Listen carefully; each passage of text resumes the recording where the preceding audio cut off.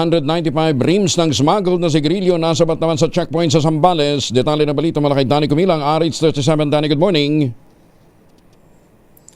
Arestado ng mga tauhan ng 1st PMFC ng Zambales Police Provincial Office ang isang lalaki matapos makumpiska ang 195 reams ng hinihinalang smuggle na sigarilyo sa isinagawang checkpoint alas 5:30 ng umaga nitong February 24, 2026 sa Barangay Gama, Santa Cruz, Zambales.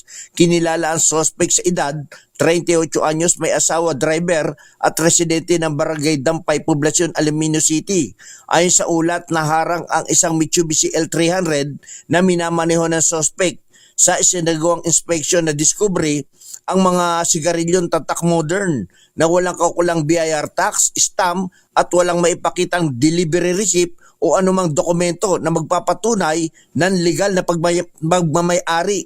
Tinataya nagkakalaga ito ng 65,000 ang mga nakumpiskang produkto. Dinala sa kustodiya ang suspect at pansamantalang isinailalim sa dokumentasyon ang mga ebidensya habang nakikipag-ugnayan ang pulisya sa Bureau of Internal Revenue kaugnay ng posibleng paglabag sa National Internal Revenue Code.